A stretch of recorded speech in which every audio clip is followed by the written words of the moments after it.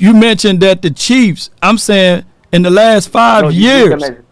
In the last 5 years, you see how difficult it is. What I'm saying is, what we are trying to do is we're trying to put everything on the shoulders of a quarterback that's been here for 7.5 years or going in 8 seasons to say, okay, get it done. It doesn't matter. I don't care how much you're getting paid, but get it done.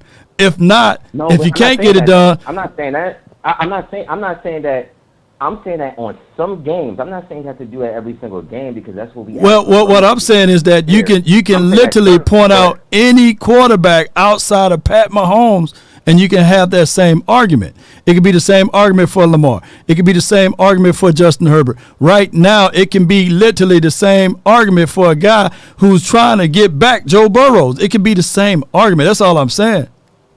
But their resumes are way better than Dak Prescott's. I wouldn't even compare them. Like, I wouldn't. Like, you comparing quarterbacks that resume is just, from a factual standpoint, are better than Dak Prescott. They haven't played 8 seasons yet. That's what I'm trying to say as well, too. You know what I'm saying? But I appreciate your call, Swayze. I appreciate you, man. I thank you so much, objectively speaking. But that's just what it is, though. Appreciate you. All right, see you. Yes, indeed. That's a good call from him. But I just want people to know that it's been, Pat Mahomes, Tom Brady, and Matthew Stafford. And one can argue that people were not sold on Matthew Stafford until he got shipped off to the L.A. Rams. It took that brother 13 years. 13 years. So name me the other quarterback. It's just what it is. I get it. People are ready to move on from Dak Prescott. Granted, okay, you move on from him. Then explain the other reasons why the other teams are not winning without their particular quarterback. I need to know. Lamar, Burrows, Lawrence, Herbert all struggle. Because with that same talk track, what year is this for Trevor Lawrence? He shouldn't have lost to the Texans today, right? They shouldn't have lost to that game today. 727, you're live on the Nation. Talk to me. Hey, Law, how you doing there? This is Mr. Amos here down here in Florida. Hey, what's going on, Mr. Amos? Appreciate you. Well, it's like this. To me, the coach see those guys practice. Mm-hmm. He know their limitations. He know what plays they can execute. Now, we could speculate this and that, but, he had to be confident and run the plays that he think they would execute.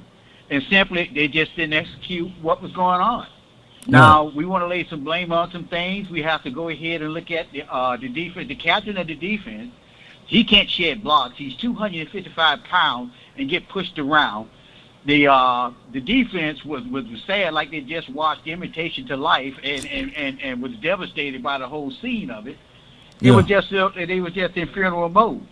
Now, I'm one of the person that believe that Dak is a good quarterback.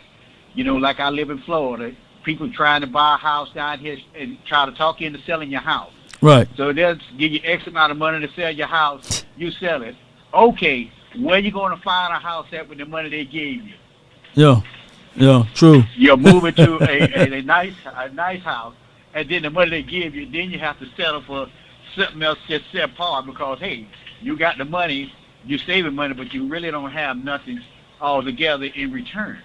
But they will be all right. It's early in the season. Trust the process. Yeah. If every team is going to lay down. Know about that. Nobody's talking about the Ravens, how they lost today. The Commanders lost. And some of these people, they just don't know. I'm a lifelong Cowboy fan. Mm-hmm. And I remember the Chad Hutchinson, the Anthonys that we had here before we got to Tony Romo. Mm-hmm. It's so spoiled that we have to have somebody pristine in the back that's got to be putting up all these stats. But this is not the league now. Right. The one thing I could criticize Dak over is he does not run the ball in opportune times. Maybe he has an edict from Jerry to run the ball because that's all he did at Mississippi State. That's all he did when he first came into the season, when he came into the league. But now, for some reason, he looks like he wants to run, but he's hesitant. He puts the brakes on it. Would it have been the Eagles, they'd have ran Jalen Hurts. If it had been any team in the NFC East, they'd have ran their quarterback in. No way in the world that Danny Dimes, with his box head self, left points on the board like that. I mean, it's one of those things. Whereas different states of careers, different starts of careers. I get it. You know, I don't think that none of those guys that you just mentioned had a devastating injury. And I'm not saying that Dak Prescott should be playing scared or is playing scared or should not be playing X, Y, and Z. But at the end of the day, I get your thoughts on this game and what happened in this game. Cowboys, hey, they just got to get ready for next week, bro. I'm for real, bro. But I appreciate you for calling in, fam.